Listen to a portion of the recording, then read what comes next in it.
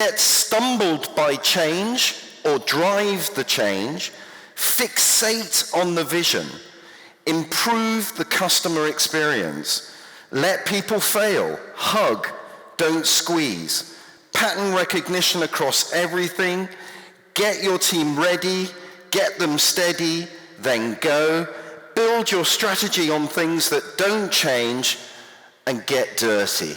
I love that. I mean, what a beautiful session.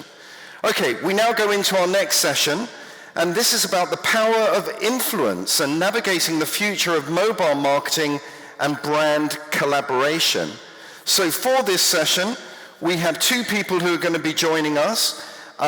Dina El Halak, and she is a Libra. Her passion is hypnotherapy, which is, interesting, breath work, and cold plunges. That really is brave. Her fear is spiders and insects in general. Her secret is she's usually very good at keeping a straight face, and so it might be challenging for people to read her and actually know what she's thinking.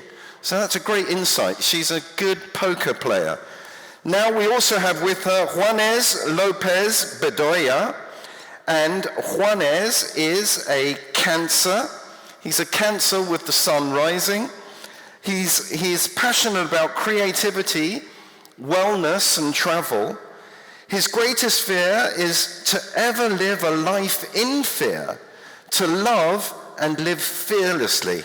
God, that's great. And his secret is that for most of his life, he was convinced he'd become a doctor.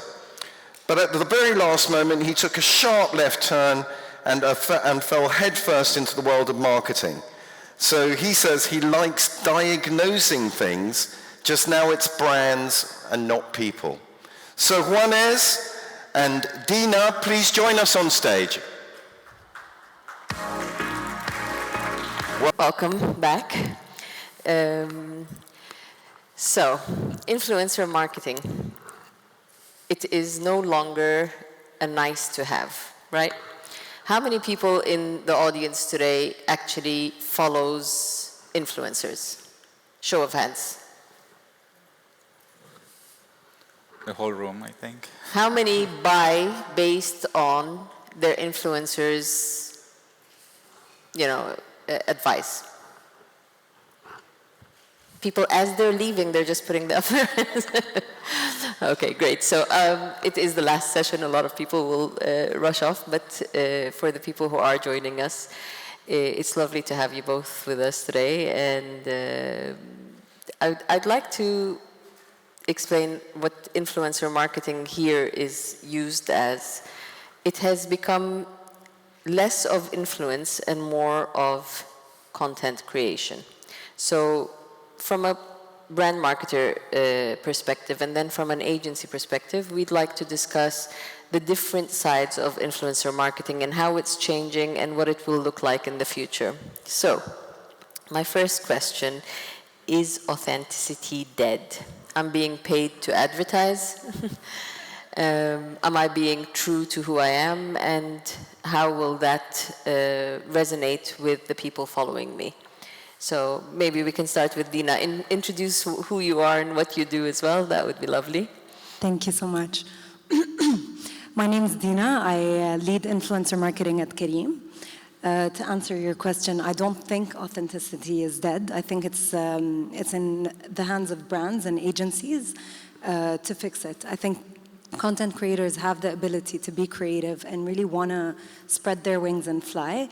But brands are controlling content a lot more these days, thinking they know what's best for the brand, they have the vision that they want to put out in the world. And I think it's up to us to give creators just enough freedom to express themselves and really be as authentic as their organic content is. And we really see the difference in performance and organic content versus branded content for this reason. So I think a lot of it is in the hands of marketeers. Okay. So hello everyone, my name is Juan, but I have two names, it's Juan Esteban. So the abbreviation goes as Juanes. And I lead the account management and creative strategy at Inflow. We are an influencer marketing agency by nature, based in Istanbul, Turkey. And to go back to the question, like basically I don't think authenticity is death. I think right now there are many things that are questioning between what's real and what's fake, and I think one of the main reasons is AI. And I think the role of influencers right now is to kind of make the branch like wider. So they have the opportunity to make brands feel authentic and to make them feel relatable. And I just want to recall one of the main outtakes from one of the previous sessions. They were talking about emotional intelligence. And I think influencers mainly drive emotional intelligence to brands, and they're one bringing closer brands to the audiences. So I will say from the influencer perspective, that's the outtake.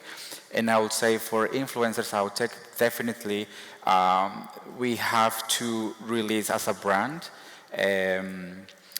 like the brief. I think that we normally break briefs really tight, very specific, with a lot of conditions, and that's making things look very, very fake in a way, because it seems like a different ad. So if you wish to pay for an ad, then go on Google and pay for an ad, and that's gonna be completely effective. But if your goal is to make your brands feel authentic, relatable, and to have authenticity, then release your brief, release your instructions, and let the influencers create and be more authentic themselves, which is the reason why I guess they're influencers. Okay, staying on the brief subject. A lot of influencers, when we talk to them, they're talking about, the brand comes to us because they've actually liked our brand, our voice, our aesthetic, whatever it is. But then when they come, they try to control it so much that it stifles and makes what could have been a good campaign a bad one that starts to look unauthentic. What's the role of the agency in terms of creating a creative brief that answers both the brand as well as the influencer's aesthetic and combining them in a natural way? What's the role of the agency? I think the agency is the bridge. We cannot, of course, put the client on the side, because at the end of the day, they are the ones hoping to hit some certain goals and tasks and hit the mark. And for the influencer perspective, in the past few years, like we lived the experience where they completely feel uncomfortable and they feel like they're just being taken advantage of.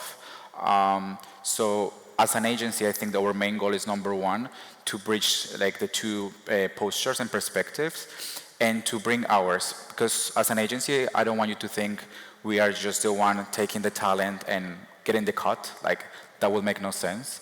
We are just in the middle, also providing our input and the insights from both sides, because the client came to us for certain stuff they saw in us, and as well as we went with the influencers because then we saw something in them. So by us understanding the two perspectives, we can be the bridge in between and say like, hey, maybe you can be more flexible on this end, meaning the brand, or hey, maybe you can cooperate and go further in this aspect as a talent. So I guess an agency has to bridge and has to mediate and of course ensure that the outcome is as accurate as possible for both ends. Okay, so Dina, as a brand, you're in charge of influencer marketing in Careem. Do you treat an influencer the same way you would treat a creative ad? Like the brief, would it be about delivering your message or using the voice of that influencer to add to your message? And how does that work internally when you're getting approvals for this influencer? They're not typical to our brand, but how do you deal with that internally? So for me, it's very, very important to see the difference between a digital ad and an influencer campaign. Influencers are human beings. They're not posters. Exactly. And so I treat influencers as a tool of word of mouth. Yeah. So it's as if I liked a certain product and I was going around to friends telling them about that product. And the more raw and authentic this message comes across, the more likely the person listening will want to act act upon it. So for me, it's very important to establish this difference. And what I value very, very much is totally giving the creative freedom to that content creator. I think we sometimes forget why we're hiring influencers, and we forget that these people are out there because of their creativity, because they have something to offer. They have an audience who is interested in what they have to say. So when I meddle in this, the message is not coming across, and I'm harming my brand. Yeah. Where I maybe in another sense think I'm helping. Yeah. So I think it's very important for everyone to know their roles. I don't think it's fully up to the influencers. Obviously, it's the brand has a vision and has key messages, and there's a reason why we're paying these content creators. So we do have a say in it, but we just have to know where to draw the line and where our limit ends, and where the creative process needs to begin, and be fully handed over to the influencer and fully trust them to deliver the message. And the most important thing, I think, is picking the influencers. So when we have a vision and we have an idea in mind, it's about selecting the right person to deliver the message. We can't select someone who's not right for a certain campaign and force a certain idea onto them. Yeah. Okay, so differentiation. It's becoming more and more difficult. There are trends. How do you stand out? How do you, as an influencer, what do you have to do to differentiate yourself? Do you have examples of successful campaigns that you've done, that someone came and did something so differently that wasn't a Me Too, post? How do influencers keep it fresh? Yeah? I think influencers need to really stay true to who they are. And I think just by continuously following their voice and their journey, they kind of shine a lot better than looking around, seeing what others are doing and copying it. And I think in today's day and age, we have so many influencers, and it's a very big competition amongst them, that it becomes a bit tougher to really find your unique voice. Your unique quality and what you bring to the table and what differentiates you. So I think with this vast number of influencers, it's important to find that edge that you have and keep going at it until something clicks, not to give up. It takes a lot more effort now to become what I call a content creator versus an influencer. Yep. It's very easy to be an influencer. An influencer is a person with a phone and follower. Okay. A content creator is someone who's really putting their heart and soul into the content that's being put out there. And I think if one piece of content doesn't work out, it's a lesson learned for the next one. And it's just consistency and being persistent that actually creates that differentiation, and eventually, when the right time comes for a certain influencer, allows them to shine. Okay. So I guess that puts more pressure on the agencies to make sure that you match the right product to the right content creator or influencer, depending on what you're actually asking to get. So from what we can see, the agency is now mandated to bring on a creative idea of how to integrate that. How difficult is that? How many times can you do that as an agency? I would like to start answering this by saying there are not a lot of influencers. Actually, we have often faced difficulties when trying to find influencers, exactly because of what you said. Like, sometimes there are very specific necessities that need to be covered, and that's why I would like to encourage, if anyone in the audience is thinking of like, maybe I should start posting, maybe I should start like branching out and doing this, I will advise you to do so, because maybe your voice will fit into one of the briefs that all of these brands here maybe can propose. Because we have seen how we are falling short to kind of fit the right person with the right proposal. Because I feel like also when we face the client, we understand that clients have, or their necessities are evolving and becoming more specific, and they're trying to tackle many different other points of view. Like before it was just exposure. Right now we want to go very deep in the layers. So we want to tackle something different every time. So for each and everything, we need, of course, a different kind of talent and audience there.